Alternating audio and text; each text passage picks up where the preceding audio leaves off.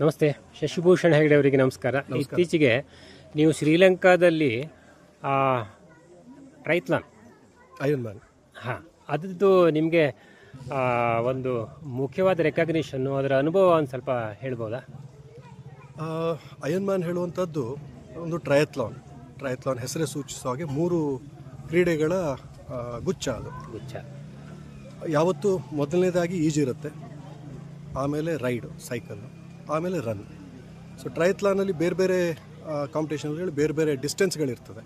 ಈ ಅಯನ್ಮ್ಯಾನ್ ಹೇಳುವಂಥದ್ದು ಅತ್ಯಂತ ಪ್ರಮುಖವಾದಂಥದ್ದು. ಅದರಲ್ಲಿ ಜಗತ್ತಲ್ಲಿ ಅತ್ಯಂತ ಹೆಚ್ಚು ಹೆಸರುವಾಸಿಯಾಗಿದ್ದಂಥದ್ದು ಬ್ರ್ಯಾಂಡ್ ಅದು ಅಯನ್ಮ್ಯಾನ್ 70.3 ಅಂಥೇಳಿ. 70.3 ಅಂದರೆ ಅದು ಮೈಲ್ಗಳನ್ನು ಇಂಡಿಕೇಟ್ ಮಾಡ್ತದೆ. ಟೋಟಲ್ ಡಿಸ್ಟೆನ್ಸ್ ಕಿಲೋಮೀಟ್ರಲ್ಲಿ ನೀವು ಕನ್ವರ್ಟ್ ಮಾಡಿದ್ರೆ 1.9 ಕಿಲೋಮೀಟರ್ಸು ಈಜು, ಸಾಮಾನ್ಯವಾಗಿ ಓಪನ್ ವಾಟ್ರಲ್ಲಿ ಅಂದರೆ ಸಮುದ್ರ ಅಥವಾ ಲೇಕ್ಸು, ಓಪನ್ ವಾಟರ್ ಸ್ವಿಮ್. ಆಮೇಲೆ 90 ಕಿಲೋಮೀಟರ್ ಸೈಕ್ಲಿಂಗು, ಅದರದ ಬೆನ್ನ ಹಿಂದೆ 21.1 ಕಿಲೋಮೀಟರ್ ರನ್ ಅಂದರೆ ಹಾಫ್ ಮ್ಯಾರಥಾನ್. 113 ಕಿಲೋಮೀಟರ್ನ ಇದು ಒಂದು ರೇಸ್. ಇದನ್ನು 8.5 ತಾಸಲ್ಲಿ ಮುಗಿಸಬೇಕು. ಕಟ್ ಆಫ್ಗಳಿರ್ತದೆ, ಸಾಕಷ್ಟು ಟೆಕ್ನಿಕಲ್ ನಿಯಮಗಳೆಲ್ಲ ಇರ್ತದೆ. ಆದರೆ ನಿಮ್ಮ ವೀಕ್ಷಕರಿಗಾಗಿ ನಾನು ಸಂಕ್ಷಿಪ್ತವಾಗಿ ಹೇಳಬೇಕು ಅಂದರೆ ಇಷ್ಟು: ಈ 113 ಕಿಲೋಮೀಟರ್ಗಳ ಒಂದು ರೇಸ್ ಇದು 8.5 ತಾಸಲ್ಲಿ ಕಂಪ್ಲೀಟ್ ಮಾಡಬೇಕು.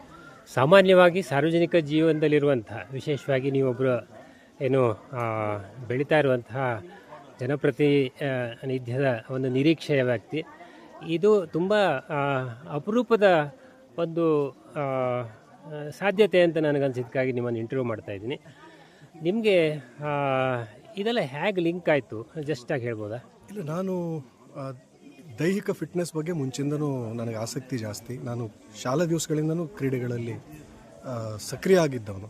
ನಾನು ಟೇಬಲ್ ಟೆನ್ನಿಸಲ್ಲಿ ಮತ್ತು ಬಾಸ್ಕೆಟ್ಬಾಲಲ್ಲಿ ಯೂನಿವರ್ಸಿಟಿ ಬ್ಲೂ ಕೂಡ ಆಗಿದ್ದವನು. ಸ್ವಿಮ್ಮಿಂಗು ನನಗೆ ಶಾಲಾ ದಿವಸಗಳಿಂದನೇ ಬರ್ತಿತ್ತು. ಇತ್ತೀಚಿನ ದಿವಸಗಳಲ್ಲಿ ಸ್ವಲ್ಪ ಸೈಕ್ಲಿಂಗ್ ಹುಚ್ಚು ಹಿಡಿಸ್ಕೊಂಡಿದ್ದೆ. 6-7 ವರ್ಷದಿಂದ ತುಂಬ ಲಾಂಗ್ ರೈಡ್ಗಳನ್ನು ಮಾಡುವಂಥದ್ದು. ಇಲ್ಲಿ ಉದಾಹರಣೆಗೆ ನಿಮ್ಮ ಕ್ಷೇತ್ರದಲ್ಲಿ ನೀವು ಸಿದ್ದಾಪುರದಿಂದ ದೊಡ್ಡ ಮನೆ ತನಕ ಹೀಗೆಲ್ಲ ಮಾಡ್ತೀರಾ? ಬೆಂಗಳೂರಿಂದ ಸಿದ್ದಾಪುರದವರೆಗೂ ಮಾಡಿದ್ದೀವಿ. ಹೌದಾ? ಬೆಂಗಳೂರಿಂದ ಮಡಿಕೇರಿ, ಅಲ್ಲಿಂದ ಮಣಿಪಾಲು, ಈ ರೀತಿಯಾದ ಲಾಂಗ್ ಡಿಸ್ಟೆನ್ಸ್ ರೈಡ್ಗಳನ್ನು ವರ್ಷದಲ್ಲಿ 1-2 ಸಲ ಮಾಡೋದು ವಾಡಿಕೆ ಆಗಿತ್ತು. ನಿಮ್ಮದೇನು ಟೀಮ್ ಹೆಂಗೆ? ನನ್ನ ಶಾಲಾ ಸ್ನೇಹಿತರೊಂದು 4-5 ಜನರ ನಮ್ಮ ಒಂದು ಗುಂಪಿದೆ. ನಾವು ಇದನ್ನು ಒಟ್ಟಿಗೆ ಮಾಡ್ತೀವಿ. ಹೆಸರು ಹೇಳ್ಬೋದಾ? ಡಾಕ್ಟರ್ ಸೂರಜ್ ಹೆಗ್ಡೆ ಅಂತ, ಅವರು ಕಾರವಾರದಲ್ಲಿ ಡೆಂಟಿಸ್ಟ್ ಇದ್ದಾರೆ. ಈಶ್ವರ್ ಅಂತೇಳಿ, ಈಶ್ವರ್ ಸೂರ್ಯನಾರಾಯಣ ಅಂತೇಳಿ, ಅವರು ಬೆಂಗಳೂರಲ್ಲಿರ್ತಾರೆ. ಹಿರೋಜಿತ್ ಸಿಂಗ್ ಅಂತ, ಮೂಲತಃ ಮಣಿಪುರದವರು, ಅವರು ಬೆಂಗಳೂರಲ್ಲಿರ್ತಾರೆ. ನಾವೆಲ್ಲ ರಾಮಕೃಷ್ಣ ವಿದ್ಯಾಶಾಲದಲ್ಲಿ ಒಟ್ಟಿಗೆ ಓದಿದ್ದು. ಮೈಸೂರು.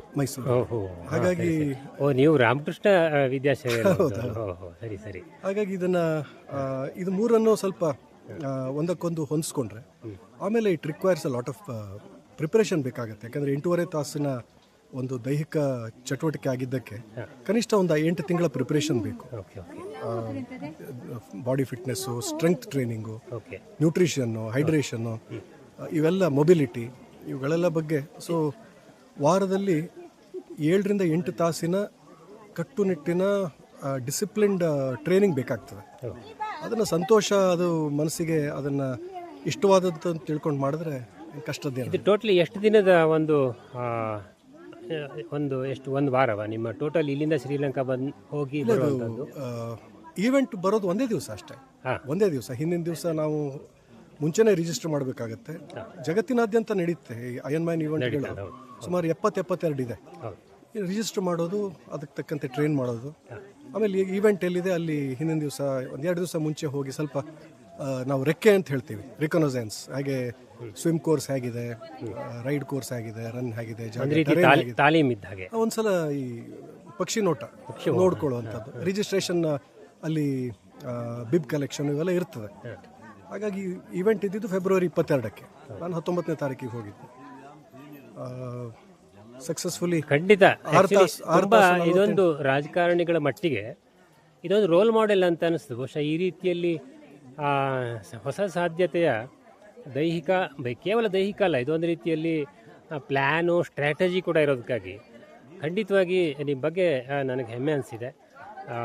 ನೀವು ಇದು ನಿಮ್ಮ ರಿಕಗ್ನಿಷನಿಗೂ ಕಾರಣ ಆಗಲಿ ಅಂತ ಹಾರೈಸ್ತಾ, ಖಂಡಿತವಾಗಿ ಇನ್ಸ್ಪೈರಿಂಗ್ ಆದಂತಹ ಸ್ಟೆಪ್ಪಿನ ಅಲ್ಲಿ ನೀವು ಗೆದ್ದು ಬಂದಿದ್ದಕ್ಕೆ ನಿಮ್ಮನ್ನು ಇನ್ನೊಮ್ಮೆ ಅಭಿನಂದಿಸ್ತಾ ನಿಮ್ಮನ್ನು ನಮ್ಮ ಮಾತಿಗೆ ನೀವು ಬಂದಿದ್ದಕ್ಕೆ ಧನ್ಯವಾದ ಹೇಳ್ತೇನೆ. ಥ್ಯಾಂಕ್ ಯು ನಮಸ್ತೆ. ನಮಸ್ಕಾರ.